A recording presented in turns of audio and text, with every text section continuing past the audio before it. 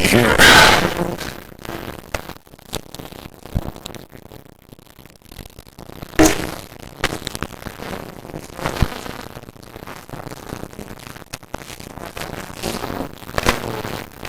Okay, now, as they say, for something a little different. Later on, you're going to get a series of articles that I photocopied for you all as handouts, and let me just mention them to you very quickly. These are articles having to do with different perspectives on comparisons among Islam, Christianity, and Judaism, largely Islam and Christianity, because there's a lot more material on them. Several of them come from a special issue of the journal Concilium that was edited by Hans Kuhn and Jürgen Moltmann. It's called Islam, a Challenge for Christianity. One is an article by me on Tawheed, which has some explicit comparisons between the Islamic conception of the oneness of God and Christian Trinitarian concepts. There is a sort of response article by somebody called Adolfo González Montes called The Challenge of Islamic Monotheism, a Christian View.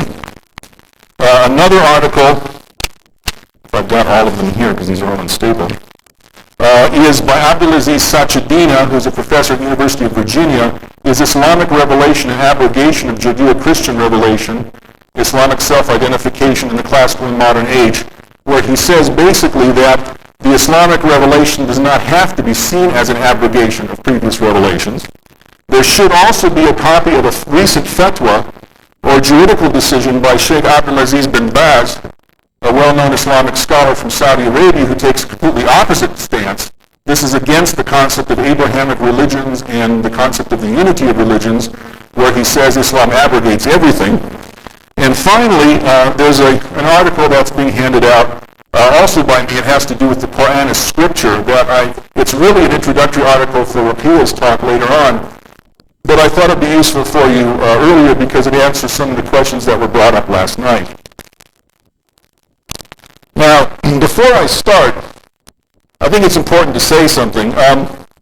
One of my favorite books of philosophy is a book by Hans-Georg Gadamer, the German philosopher, called Truth and Method. And it's a pretty fat book, but about half of it I think is really a good read. And one of the points that Gadamer makes in Truth and Method is that everybody's got a method, whether they know it or not, and people have to be truthful about their method. In other words, everybody's got certain prejudices.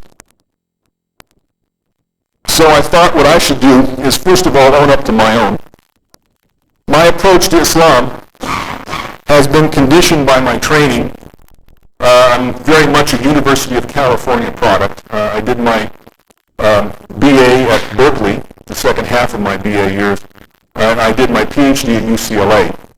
University of California is sort of the quintessential historical university in terms of approaches to Islamic studies and area studies in general. So for me, one of the things that I always say to my students at Duke is that there's nothing really more important than context if you're going to understand anything. That has to do with religious interpretation of theological points as well, and a lot of the context has to be historical. So in doing a talk comparing Islam, Judaism, and Christianity, one thing I could do if I wanted to is to sort of haul out creeds and do comparisons of creeds. I brought an example of this kind of, I think, rather sterile enterprise in a very interesting book. It's done by a Lebanese priest. It's called Mary of the Quran. We'll be talking about this some more when we talk about Surah Maryam later on. But for example, he has a sort of version of the Nicene Creed here where he has common points and rejected points. So you sort of go down, I believe in one God. Okay. The Father. No, that doesn't work for Islam. Almighty. Okay. Creator of heaven and earth. Okay. Of all that is seen and unseen. Okay. And in one Lord Jesus Christ. Question mark. His only Son. No. Who was conceived by the Holy Spirit. Okay. Suffered under Pontius Pilate. Question mark. Born of the Virgin Mary. Okay. Was crucified. No. Who died. Double question mark. Ascended into heaven. Okay. Was buried. No. Descended into hell. No. From thence shall come. No response here. Okay, this sort of thing. And it really doesn't, I guess it's helpful a little bit, but it doesn't really tell you a lot. And so I felt that probably the best thing to do would be to talk about the similarities and differences in perspective among these three religions, starting out from their context. And their context is a context that most people, either within the field of Islamic studies, or for that matter, most Muslims, and even most non-Muslims, don't think about very much. That context is the world of 7th century Arabia. Now, the world of 7th century Arabia is a world that is not medieval, it's pre-medieval, but it's also a world that was culturally very, very different from the Middle East as we know it today, or the Middle East as we know it in the medieval period. There's a new school of historians, actually starting originally from the Christian side, historians of late antiquity, who are beginning to reassess Islam, and especially the early history of Islam. And these people are beginning to say that it's a mistake to look at the development of Islam as something medieval. Rather, Islam is what you might call the culmination of late antiquity. Now, when I talk about late antiquity, what am I talking about? Typically, late antiquity is the period that goes from about 200 AD, or in the Common Era, to about 500 AD or so. What these scholars are saying is that the end period of late antiquity should be extended from what it normally is to go up to about 900 AD. This means that to understand Islam in the context in which it developed historically, and to understand the great Islamic empires in particular, the Umayyad, first of all, the states of the Khulafa Rashidun, the Umayyad Empire and the Abbasid Empire, one has to think of them as late antique states. There's actually a scholar by the name of Garth Fowden, Fowden, who wrote a book claiming that it was only under Islam that the vision of Constantine in creating a world empire and a world church was finally realized. This begins to put a very different cast on things, because by looking at the early history of Islam and the development of Islamic institutions and theology in the context of late antiquity, we begin to see a world that is not as simplistic as it was originally assumed to be, but also a world that I think is much more interesting. This is why I say, as Monty Python used to say, and now for something completely different. Let's look at this world. First of all, to understand Islam in comparison to other religions, one has to think about the term religion itself. The term that we use for religion comes from the Latin word religio. Now, eventually this term became understood as what we think of as religion. But this is not the way it was understood in the beginning. There are actually different aspects of religio that come into play. First of all, historians have looked into this use of this term, say in its Roman context, and they found that the earliest meaning of religio, or religion, is not something based on a creed, not even necessarily something based on behaviors or rituals, but religio is something that is felt, some power, some force, an undefined property that affects people. For example, in ancient Rome, people used to talk about religious places. Now, these aren't necessarily temples. A religious place is any place where you feel something greater than yourself, and power that you can't identify. For example, one can go to certain sites. I remember when I used to travel, when I was much younger, I used to travel a lot to Mexico, and I used to like to go to Monte Alban, this archaeological site outside of Oaxaca. Monte Alban was a very sacred place for the Zapotec culture. And every time I went to Monte Alban, I remember there was one spot on that mesa where the ruins are, where I would just feel strange. I'd sort of get this kind of creepy feeling. You just sort of feel almost a presence. You don't know what this is, but you feel something. This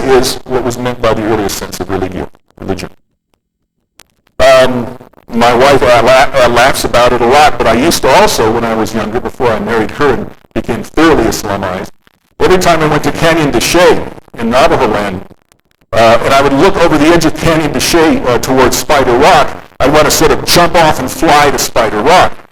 That also is a sense of religio, is something that's felt. Also, in early Rome, people used to talk about religious people besides religious places. Now again, these are not priests. These are people around whom one feels a sort of something, a power, a force. These are people who make things happen in ways that you might not be able to understand.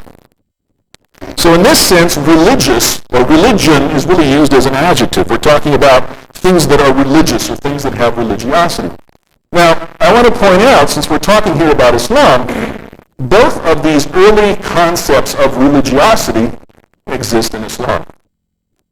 The fundamental religious place in Islam, of course, is the Kaaba. It's the center of the world in a symbolic sense. It's a place that has always been associated with miraculous events, astounding events. Some of the greatest works of, some of the most inspired works after the time of the Prophet of Islamic literature have come from experiences that people have had at the Kaaba. And also in Islam one has religious people. They're the people who are called the awliya, the so-called friends of God. Sometimes saints is the term that's used. Again, people whose religiousness, whose appropriation, whose understanding and conception or absorption of religious consciousness has made them somehow different. And all of us, I think, who have been Muslim for a long time and have traveled widely in the Muslim world, have met people like this. Now, one also finds examples of this concept of religion in our own culture here. For example, how many of you, going into a shopping mall, have felt the urge to throw a penny into a pool of water? All right. That's religiousness in the sense that I'm talking about. How many of you have kept a rabbit's foot? No? Didn't help the rabbit, no. How many of you have put up a horseshoe? No farmers around here. Well, some people have. All right. But again, this is an example of the same kinds of things. So a lot of the things that we consider superstitions are actually leftovers, in a sense, remainders of this old concept of religiousness. This idea of religiousness, this very ancient concept of sort of religious adjective, was very much present in Arabia at the time of the Prophet. It's also present in the Hebrew Bible. We find it very often, for example, in the book of Deuteronomy, where there are prohibitions of oracles, for example, soothsayers, augurs, sorcerers, charmers, wizards, mediums of the spirit world as abominations. Again, this is a response in the Hebrew Bible to this type of what one would call somewhat primitive religiosity. Now, an environment of this kind of religiosity is an environment where the religious specialists are really sort of craftspeople. This is the world of the shaman, the world of the soothsayer, very much a part of the world of Muhammad before the coming of the Islamic revelation. Much of these same kinds of people existed in Arabia. Now, where did these soothsayers get their inspiration? And by the way, also poets. Poetry was a sacred craft in Arabia prior to the coming of Islam. It was felt that they got their inspiration from a group of creatures known as the jinn. Singular is jinn. Now, here's an example of the different world I'm telling you about. This is a word well accepted in the Arabic language, well understood in the Quran. The Romans had it too.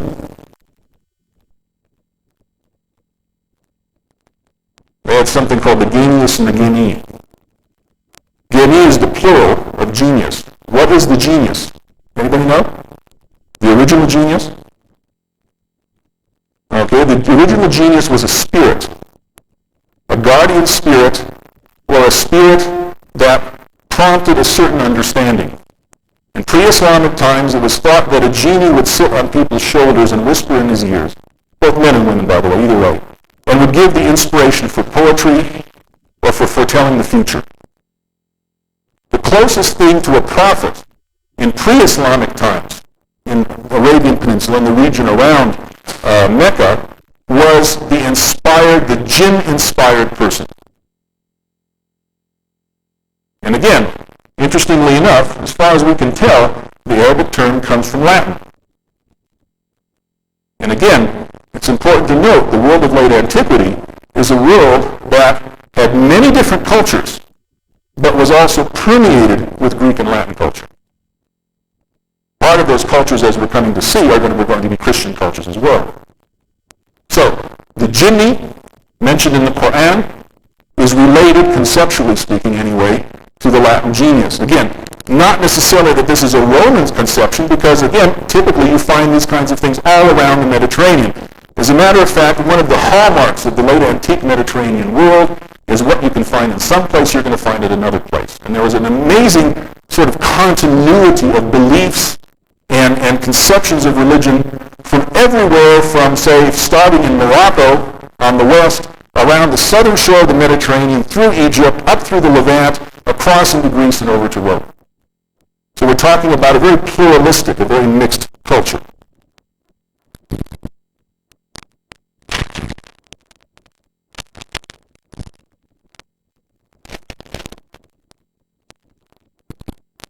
So, first of all, we have then this idea of what you might call primitive religiosity in the Arabian Peninsula.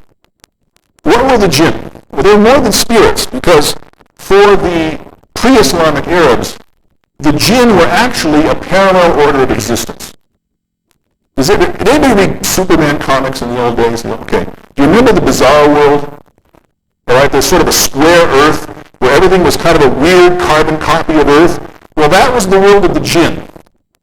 People had tribes, the jinn had tribes. People had kings, jinn had kings. People had arbitrators, the jinn had arbitrators. The jinn feuded and the jinn made alliances, just like people.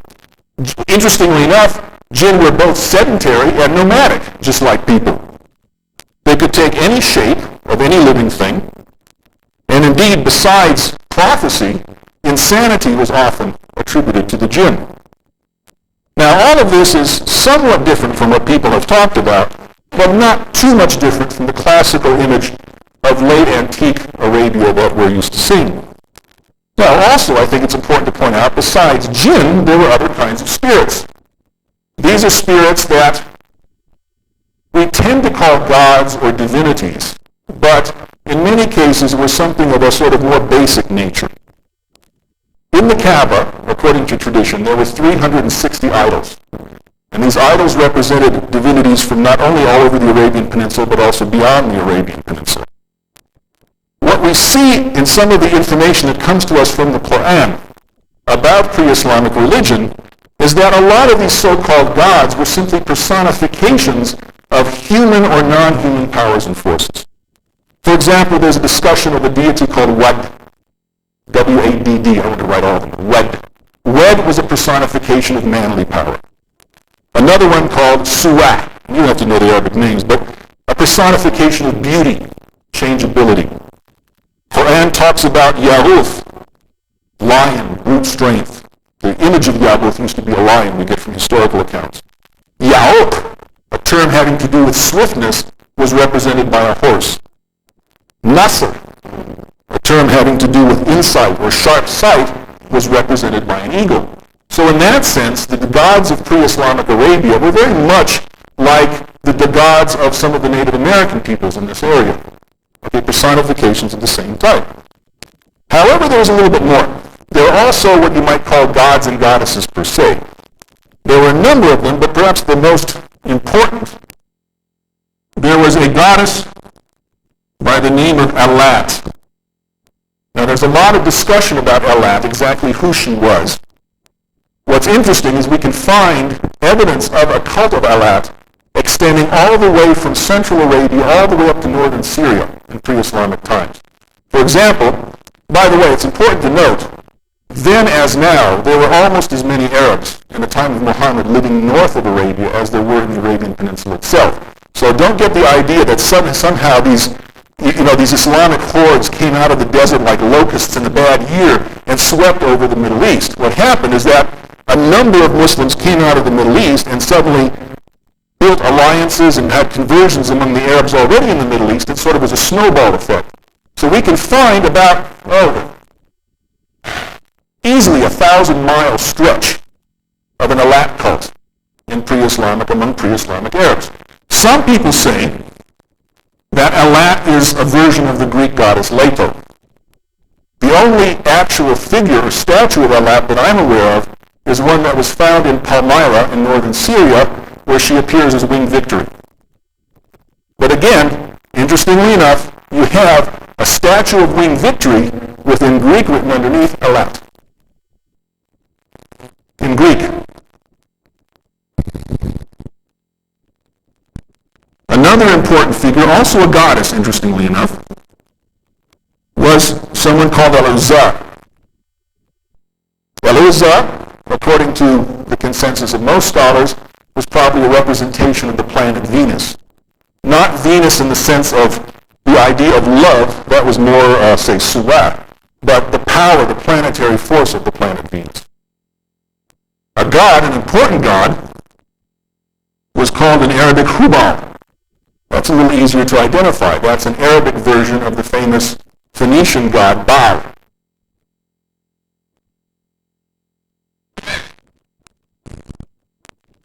So as you can see, we already have here in pre-Islamic Arabia a religious context, a pagan religious context, that is rather typical and indeed shares a lot in common with the pagan religions elsewhere in the Middle East.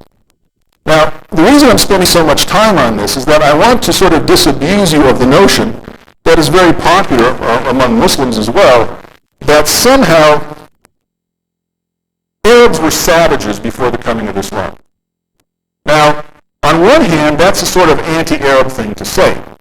But on the other hand, it's a very good Islamic thing to say, because by showing the great difference between the Arabs after the coming of Islam and before the coming of Islam, it accentuates the value of Islam itself. And it all hinges on this concept of Jahiliyyah. Have you learned about this yet? This term? Well, Jahiliyyah means the period of ignorance.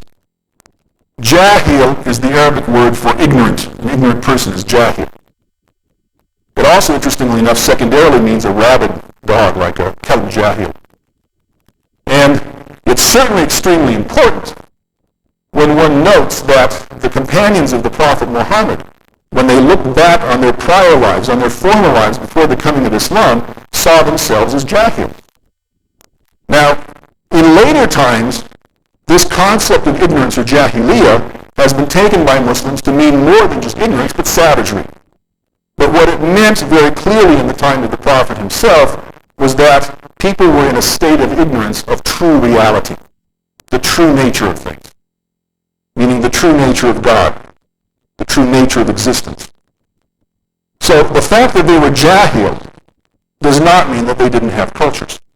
And indeed, there were some very important Arab cultures, both within the Arabian Peninsula and without. How many of you saw the last Indiana Jones movie?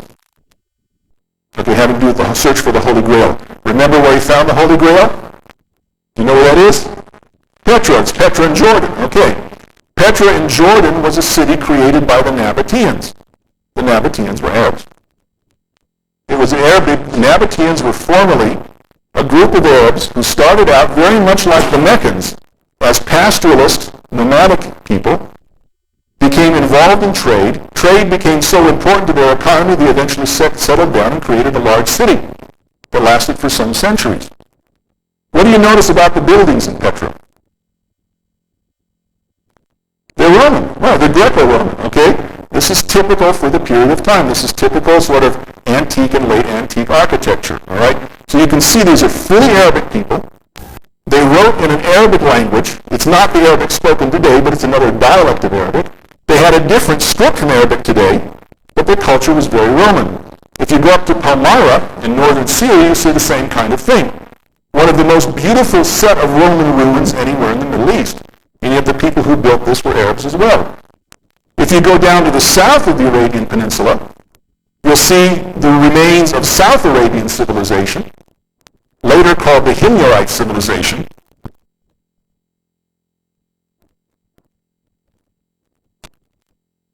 A civilization made of farmers. They had extensive agricultural lands. They had some of the most developed irrigation works in the entire Middle East. There was a dam in Yemen called the Ma'rib Dam that was one of the wonders of the world until an earthquake destroyed it in the 500s. It created a garden where only deserts had been before and where only a desert is today. That too was an Arab civilization. A civilization with its own script, with a long history, and a civilization that was trading between the Arabian Peninsula and India for hundreds of years before the coming of Islam. Now, interestingly enough, I want to name just one deity from the pagan religion of South Arabia. It's usually spelled like this. People don't think of it as Arabic, Dushara. Dushara is not an unusual term. If you translate it into modern, i.e. Northern Arabic, it would be this. Oops, if I can't get this to come out right. Dushara. Hamza, what does that mean? Dushara. The one possessing Right. The giver lost. So you see again, a concept that comes up later on, of course, in Islam through the context of belief in Allah. The concept of a God as a lawgiver was already existing in the Arabian Peninsula long before the coming of Islam. Now, of course, since we're now getting into this issue of what you might call classical paganism, we come up to a second meaning of religion. We go from this religion as a spiritual force to religion as a cult. C-U-L-T. Now, of course, when I say cult, I don't mean bizarre stuff. I'm talking about ritual. Religion as defined by ritual. To the Romans, religions, religionis, means the rituals that people practiced. That's why, for example, if you're studying the early history of Christianity, and you want to know why the Christians were persecuted, they weren't persecuted for their beliefs. They were persecuted because they refused to take part in the imperial cult, the imperial rituals. Again, this is common in a lot of archaic religions. For example, in India today, most of Indian religion that is practiced by people is not philosophical Hinduism. It's what's called darshan. Darshan is what you do as part of the cult, part of the ritual. People practice puja, the rituals. That defines Hinduism for most people. Now, it's important to point out, though, that when religion is identified as cultic behavior or ritual behavior, there are certain themes that tend to come up wherever it exists. First of all, when religion is defined as ritual, it's a sign of a sort of ingrown conservatism in society. Because religion, in this sense, typically is associated with the social order. In other words, the order of the gods and the rituals performed for the gods keep the social order standing as it is. If the rituals are not performed, it was believed that the social order itself would collapse and everything would sort of go to pieces.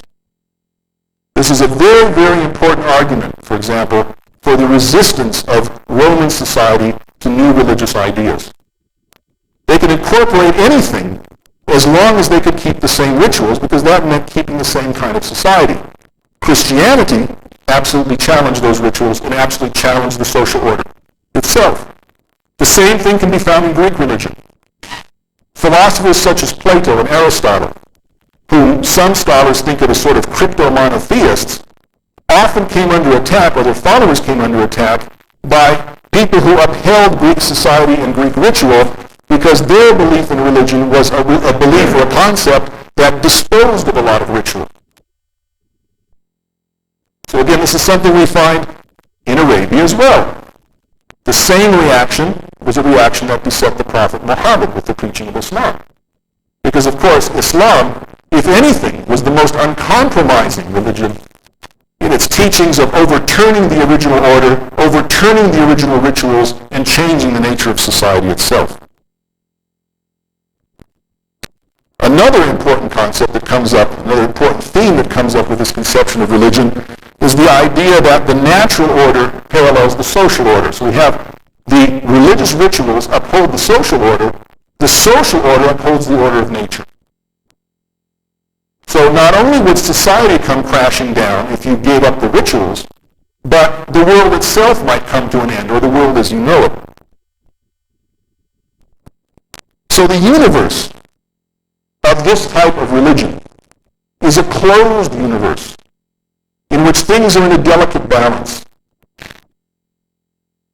An action on the microcosm creates a sort of sympathetic action on the macrocosm.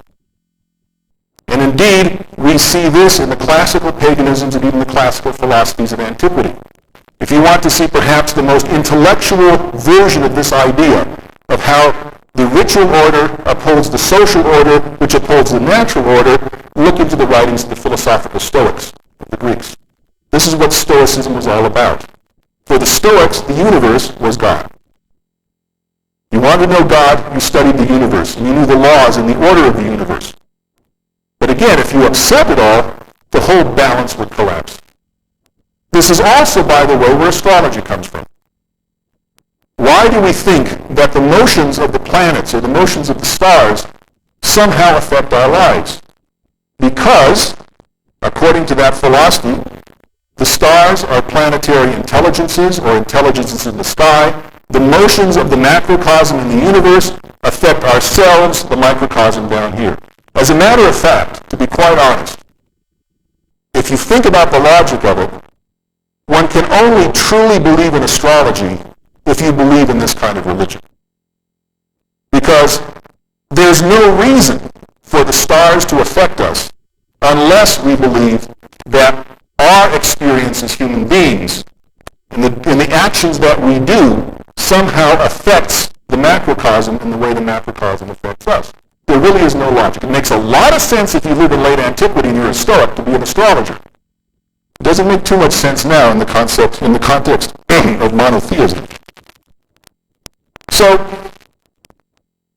it's in this kind of environment where the monotheism in Islam comes. Now, I think it's important to point out that in the history of religions, monotheism, the belief in one God, represents one of the most important and fundamental changes in consciousness and in the worldview that have ever existed. I would call it perhaps the greatest conceptual revolution in the history of religion. Because monotheism, in its essence, breaks through that level of ritual that tends to separate the human being from his creator and allows a direct contact, a direct communication in a way that was only possible for a few. Remember, an oracle, for example, could get a message. A soothsayer could get a message. Somebody with a jinni on his shoulder could get a message. But now what was originally open only to the few becomes accessible to the many. And that's expressed, I think, very beautifully in the Quran, in the passage of the Quran that talks about the dawning consciousness of the Prophet Abraham. In Islam, in the Quran, the Prophet Abraham is not only the first monotheist, he's also sort of the quintessential monotheist. And this is why the revelations that Islam commemorates start with the Prophet Abraham. And let me just read this to you. You can find this in Surah 6, ayahs 75 to 79. So also did we show Abraham the power and the laws of the heavens and the earth, so that he might have certainty. When the night covered him over, he saw a star, and he said, "This is my Lord." But when the star set, he said, "I love not those that set." When he saw the moon rising in splendor, he said, "This is my Lord." But when the moon set, he said, "Unless my Lord guides me, I shall certainly be among those who go astray." When he saw the sun rising in splendor, he said, This is my Lord, this is the greatest of all. But when the sun set, he said, O my people, I am indeed free from your giving partners to God. For me, I have set my face as a Hanif, this term here, towards him who created the heavens and the earth, and never shall I give partners to God. So you see here in this story of Abraham's conversion, if you will, there's a progression of consciousness toward something that's more and more lasting, something that's more and more powerful, that seems to dominate the heavens, dominate the macrocosm more and more. Finally, he comes to the religion of sun, the sun worship, which is so common in polytheistic religions and so-called paganism. And yet the sun itself is not enough, and he finally transcends forms to the reality that lies behind forms. Well, what's your opinion of the interpretations of Abraham not only as a monotheist, but I think it's called henotheist? Well, this goes back to something actually I was going to talk about, because now this is the Islamic take on things. But if you go back, of course, to the Hebrew Bible and biblical studies, there's a lot of discussion as to what early Judaism really was. One of the discussions postulates something called pre-Judaism, in which, as you say, people were supposedly henotheistic.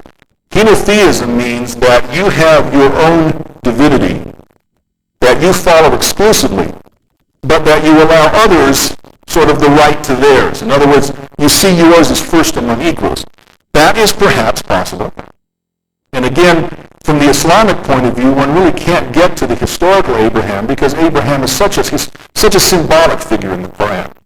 I mean, again, it really doesn't matter whether or not this particular passage reflects what Abraham actually said, because what it is, it's sort of giving a schematic of the human being's progress in consciousness, sort of up the evolutionary ladder of religion, if you want to call it that. Now, by the way, I think we have in early Judaism a number of terms and a number of concepts in which there's a sort of a bridge between monotheism and some of the religious conceptions that went earlier. For example, there's the idea of divine names. For example, we have El Elyon, the Most High, or God Most High, El Shaddai, God Almighty. So there's a sort of particularization of the one. And indeed we have this as well in Islam. The idea of the power of the name, I think, is something we ought to look at as well. Now remember, I talked about the idea, perhaps the earliest view of religion, as a view of religion that identifies a kind of power. It doesn't necessarily define the power, but expresses it in one way or another.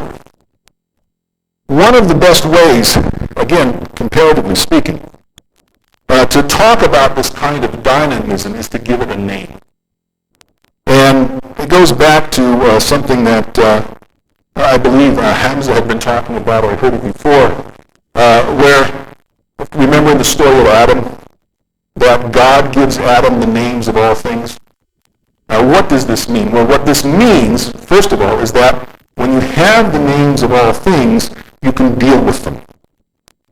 The name is something that in and of itself expresses the power that's behind it. As scholars of comparative religion say, it's an actuality expressed in a word. And indeed, in the sense of, say, a religion talking about names of God, one can probably say that the name exists of a deity even before the personality of the deity is fully attributed. And what the name tends to express are the powers, what is felt, what is experienced, more than what is intellectually conceptualized. Now we have something like this very much in the Arabic language in regard to the holy site of Mecca. I think I should get another one. This one's dying out.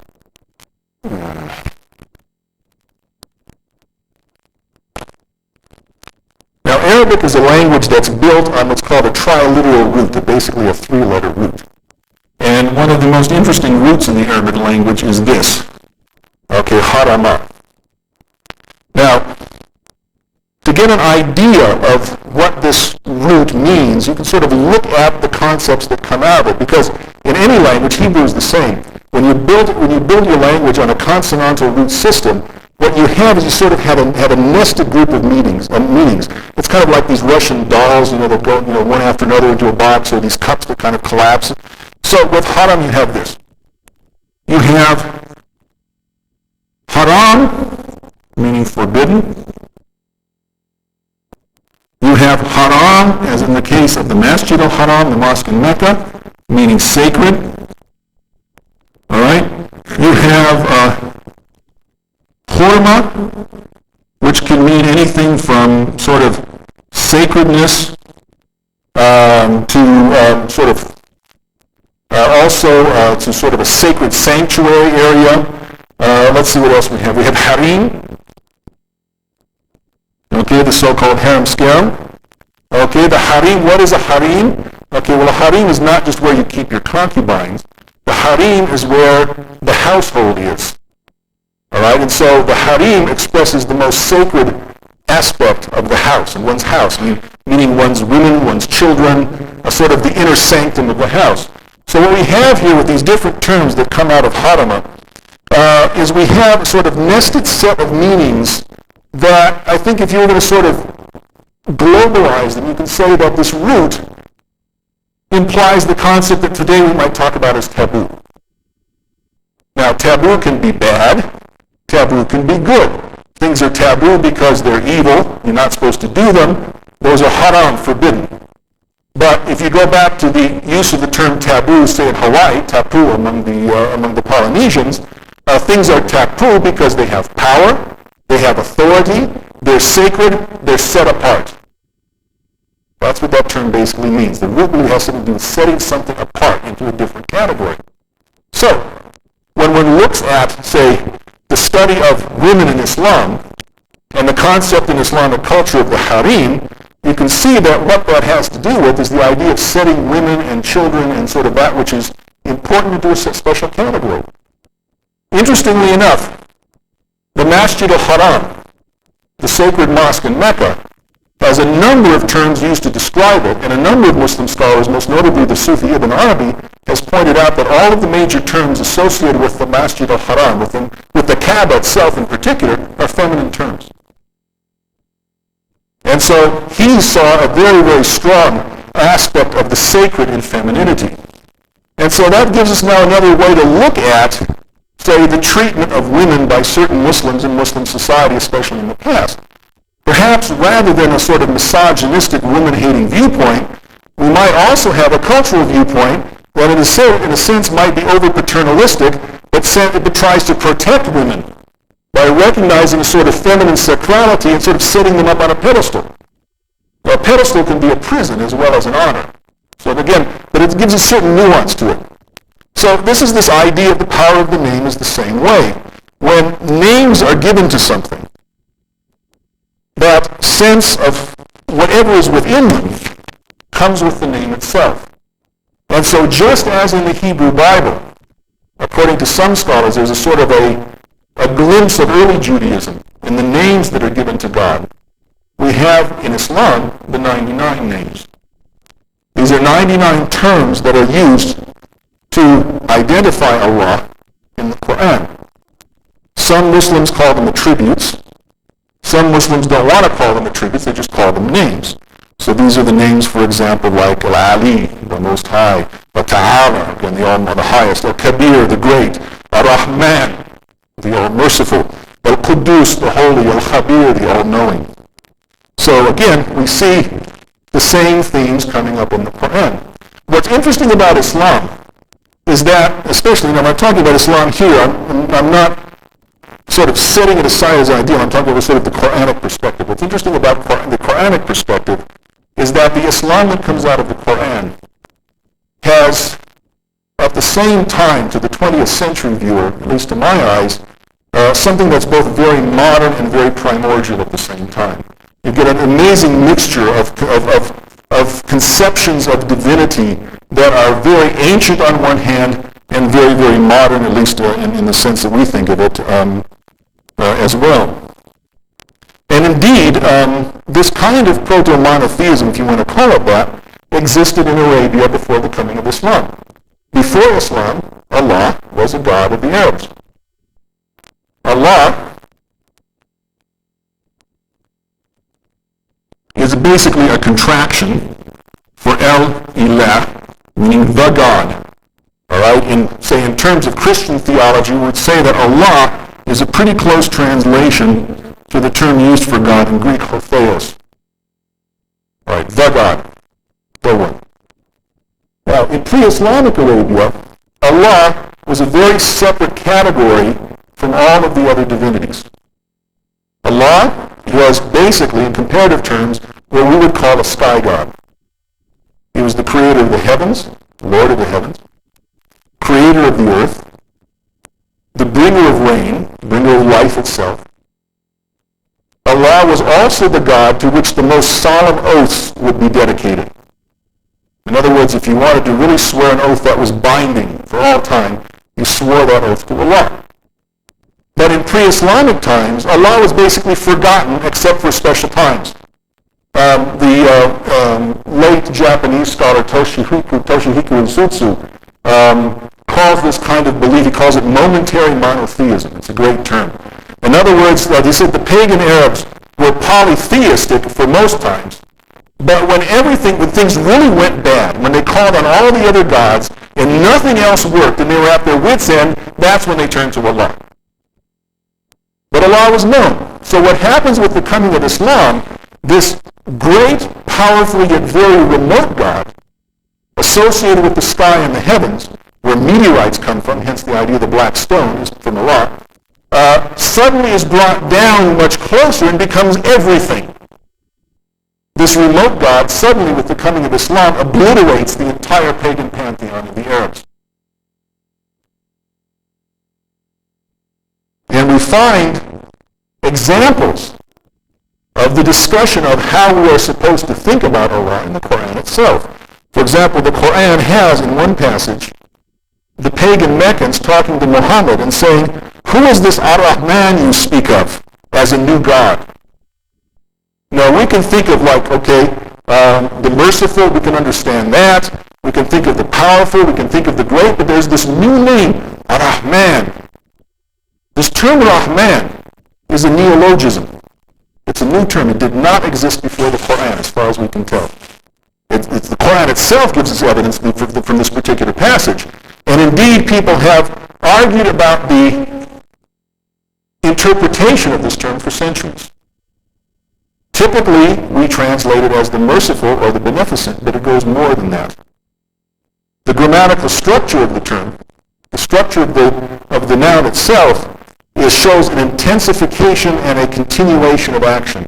It's something that is always present and always sort of suffusing the universe. So Rahman is something more than mercy. It's sort of a mercy that sustains all existence. A new term, a great deeper meaning.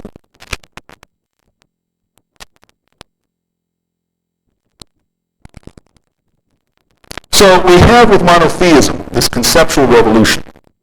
A revolution that happens sort of all at once in Islam, somewhat less than all at once, I think, in Judaism and Christianity. For example, in Judaism, at least what we might call classical Judaism, God is the God of the people of Israel, in a sense the God of the tribe, the God of Abraham, Isaac, and Jacob, the God of your fathers.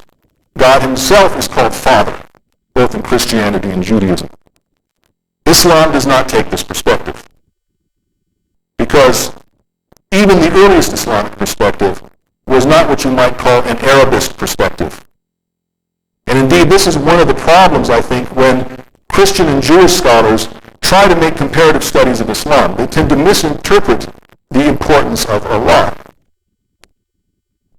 Or, for that matter, they misinterpret the importance of Abraham. In calling Islam an Abrahamic religion, it's not really accurate to say that, even though a lot of people do, because Abraham is not the father of Muslims in the way he's the father of the Jews and the Arabs. It was understood from the very beginning in Islam that Islam was a religion that was accessible to more than just the Arabs alone. Some of the Prophet's earliest companions were Persians or Abyssinians or people from other regions. So this idea of sort of the God of the tribe or the God of the people is something that Islam very quickly transcends. And the idea of God as Father is also transcended, obviously, because of Trinitarian problems, which I'll talk about later. So Abraham, in the Quran, is not the father of the Muslim people, as he's the father of the Jewish people. He's the father of Ismail, obviously, and the father of the Arabs.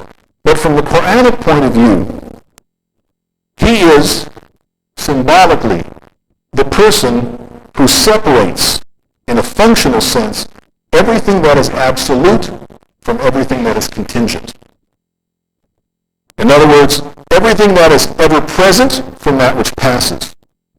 He separates the ever-living from that which dies. He separates the all-embracing and primary from that which is secondary. And indeed, this concept of knowledge, awareness of the reality of things, is, to my mind at least, one of the most important openings in Islam toward what you might call the esoteric or the mystical perspective. It was long thought by Islamic scholars that if one merely believed what one was taught, uncritically, one was a believer, but not yet a Muslim. To be a Muslim, a true submitter to the will of God, one had to be endowed with the certainty that what one believed was true. And so for most of the pre-modern period in Islamic theology, specifically the theology associated with it's a theological school called Asharism, the Asharites, knowledge precedes faith. Knowledge is more fundamental than faith. So if one is sort of born into a Muslim family and one is taught by one's parents to be a Muslim, and one's a dutiful kid and grows up a dutiful kid, but never thinks much about it, one is a believer, but not a Muslim. Now, a person wouldn't be condemned or persecuted, but they showed it was very important to show these different degrees of faith. And so the idea of faith being linked to knowledge or the certainty of the reality of things is a very, very important role for Abraham. This is why Abraham stands at the beginning of the revelational cycle in Islam. So, if you want to make a comparison here from sort of the beginnings, one can say that consciousness of the truth defines the saving function or salvation in Islam, as opposed to maybe adherence to the law in Judaism. One is saved by adhering to the law, and the presence of Christ is the saving thing in Christianity. So what saves you in each religion? The presence of Christ in Christianity, the acceptance of Christ as the personal Savior, adherence to the law in Judaism, consciousness of the real in Islam. To me, this is a very wide open door to a perspective that goes beyond what you might call formal exoteric religion. And I think this is one very important reason why the Sufi perspective has been such an important living perspective in Islam for so long. So we have in the knowledge of Abraham a knowledge that allows him to transcend the world entirely, to break the bonds of subservience to natural phenomena through awareness of transcendent existence itself, or transcendent being. And this is illustrated in the Quran by the fact that when Abraham is captured and put to the torture by his people and thrown into the fire didn't burn him. Why did the fire not burn him? Because he had transcended through his knowledge physical existence itself. Now, another important concept, of course, theologically speaking, is the concept of unity.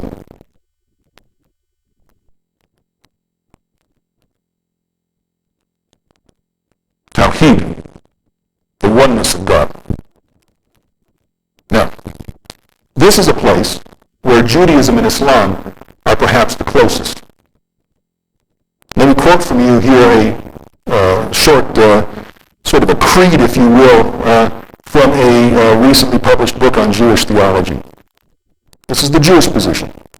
God is one, creator, omnipotent, omniscient in his relation to creation. In his relations with man, he is sustainer, lawgiver, judge, restorer of life. God is unique, and he has no sons or heirs. That could easily have been written by a Muslim. As a matter of fact, if I didn't tell most Muslims that it came from a Jewish source, they would believe it was written by a Muslim. Contrast that, or compare that, with the famous surah or chapter of sincerity, Surah Al-Ikhlas, say he is God the One, God the Inimitable. He gives not birth, nor is he born, and nothing is comparable to him. Or, from the Quran, again, he is God other than whom there is none, knower of the unseen and the seen, the merciful, the compassionate. Or he is God other than whom there is none, the sovereign, the holy, the one with peace and integrity, the keeper of faith, the protector, the mighty, the one whose will is power, the most supreme. Glory be to him beyond what they, i.e. the pagans, associate with him. He is God, the creator, the maker, the fashioner, to whom belong the most beautiful names. Whatever is in the heavens and the earth sing his glories. He is the mighty, the wise. That could be easily written by a Jewish theologian as well. Yeah. The citation, this one is 59:22 to 24. The last one, I believe, Ikhlas is 102, isn't it? Didn't have it written down, but I think it's 102. Ikhlas? 112, I'm sorry, so I forgot the digit there. Okay, 112, thanks. Okay, it's 112. So, here again we have a very, very close connection between Judaism and Islam in terms of theology. Now, are we breaking for prayer at 8:30? Okay, we've got about 5 minutes. I don't want to get too far. But let me just point out here that let's get back again to the Hijaz in the period of the sort of what you might call Western Arabia in the time of Muhammad. Even though I've spent time talking about pagan religion, pagans were not the only people who lived in Arabia. There were significant populations of both Jews and Christians in Western Arabia at the time of the coming of Islam. Some Christians, we know of, lived in Mecca. One of them, for example, was a very important person in the story of the revelation of Islam. This is Muhammad's wife Khadija's cousin, Waraqah ibn Nawfal, who was one of the first people to testify to the truth of Muhammad's message. Okay, when Muhammad received his first revelations, he thought that he was going insane or he was jinn-possessed like these soothsayers. And so he went to his wife and said, I don't know what's going wrong with me. And in fact, some of the stories say that he felt so desperate he wanted to throw himself off a mountain. So she said, well, let's go to my cousin Waraqah because he knows what's going on. He's well-read. He's learned in the Christian religion. And so when he described the experience of revelation, Waraqah said, this is the namus that came to Moses or came to the prophets before. Namus is an Arabic version of the Greek word nomos, which is the law.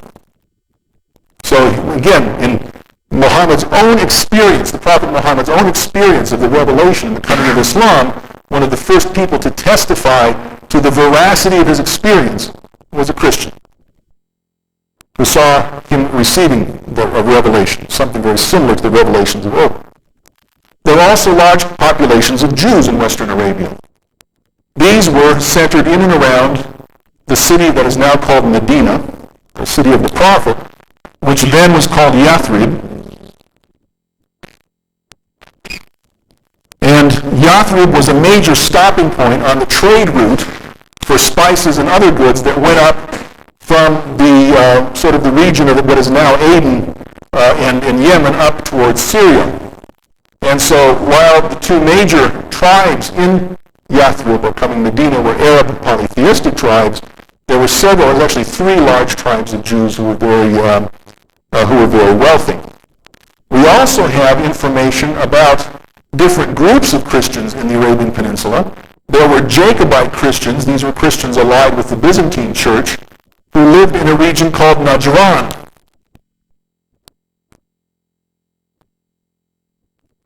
Najran is in sort of the southwestern area of Arabia between Mecca and Yemen.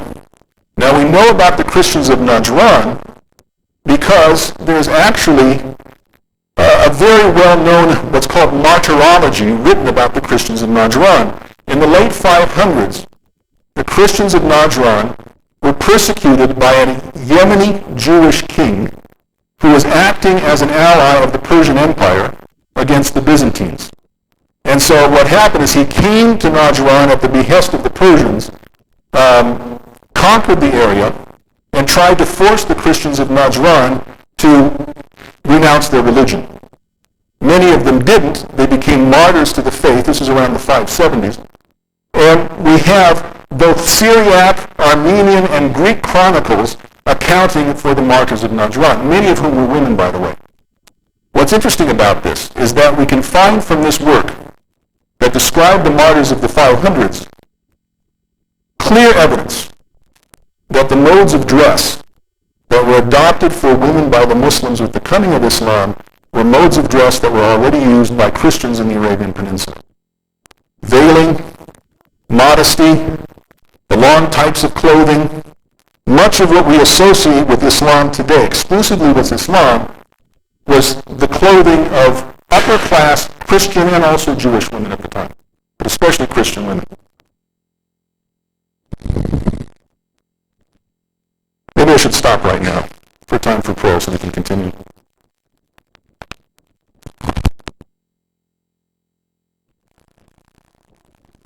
All right. You can all hear me well enough back there? Let me just pick up where we left off. I just wanted to go into a little bit more detail. I was talking about how, before we broke for prayer, how historians have begun to discover that some of the practices we tend to associate with Islam today, such as the veiling of women, were actually practices before Islam that were practiced both by the upper-class Christians and Jews. In Jewish practice in particular, let me just go through some of the others that I haven't mentioned. Female veiling, of course, I mentioned, but it's also important to point out that even pagan women of the upper classes were veiled often in Arabia at that time. So again, we're talking about something that's a very widespread aspect of Middle Eastern culture that Islam adopted. Yom Kippur was called Ashura, or the 10th, by the Jews of Arabia. It was the 10th of the month of Tishri. The term Ashura was later on adopted into Islam for the 10th of the first month of Muharram, which of course is a very different meaning. This is associated particularly with Shiite Islam because it commemorates the date of the death of the Prophet's grandsons Hassan and Hussein in battle against the Umayyads. Yes, yeah. Does it still follow? Is it a lunar? Do the Jews follow it on a lunar? Is it consistent? As far as I know, this is like It's certainly not the same date. Yeah, so it's like lupus, it has to be, of course, yes. So it does coincide with the 10th of Muharram? It doesn't coincide with the 10th of Muharram, it's just the term that's used. All right, so usually it doesn't coincide well. In Medina, were they doing it according to the Arab calendar? They did it according to the Jewish calendar. It comes on the 10th of the month of Tishri. But it was called Ashura, so what was taken over into later Islamic usage was the term Ashura for the 10th. All right, and this is where it comes especially into the Shi'i practice. Also, there's some information we have on Passover celebrations. Apparently, the Jews of Medina in particular were known for heavy partying on Passover. There's a common practice of magic, and this is something also that's picked up. This is not so much a sort of a formal Islamic thing, but in sort of historical Islamic civilization and culture, Jews were considered the main source of information on magical practices. And so when you have, for example, within the Muslim tradition, books of divination and books of magic, which one did find from time to time in the Muslim world, one finds heavy borrowing from Jewish sources, lots of terms coming over from Aramaic. Apart from Arabic, of course, the main language of the Jews of Arabia was not so much Hebrew, but Aramaic.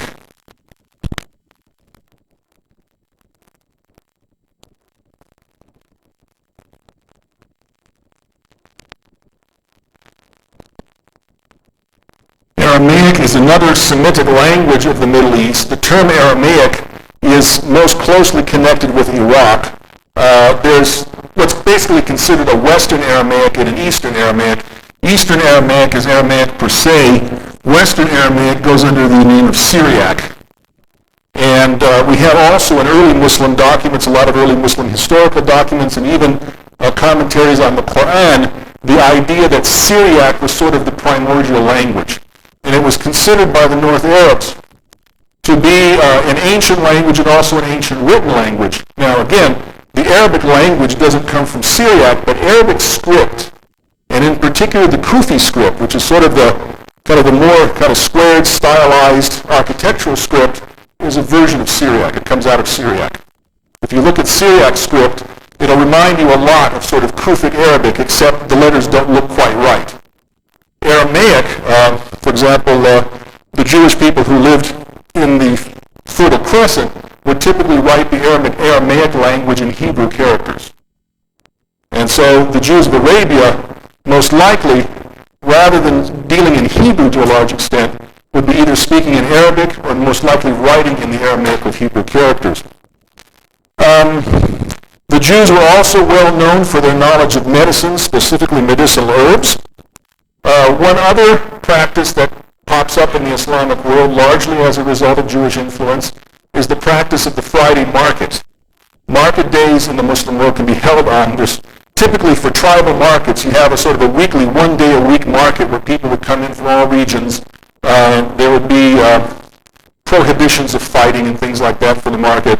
They could be held on any possible day, but typically they're held, the Jews would hold their markets on Friday so that it wouldn't conflict with the Sabbath. Now what Muslims often did is they would hold their markets on Friday so that it would coincide with the Salat al-Jumu'ah, because there was an interest in getting the Bedouins in particular from the surrounding countryside into one area where they could be taught Islam and sort of socialized into the Islamic religion. So the Friday market came from that. And also, again, there's evidence, as I mentioned before, of sort of a heavy Arabization. Now also, we have in the Arabian Peninsula at the time of the coming of Islam, different types of Christianity. I mentioned the Jacobite Christians, who were basically Arab Byzantines, for want of a better term. Another group of Christians, which one finds in the eastern part of Arabia, were the Nestorian Christians. The Nestorians are today the people who are known as the Chaldeans. And so, for example, let's see, it's spelled today like this, Chaldean. For example, if anybody lives in Michigan, there's a large population of Chaldean Christians in the Detroit area. So many, for example, there's even one Chaldean street gang, which is rather interesting. American culture has insidious influence. The Chaldean Christians are also, they're sometimes called Assyrians. That's another term they use. Assyrians.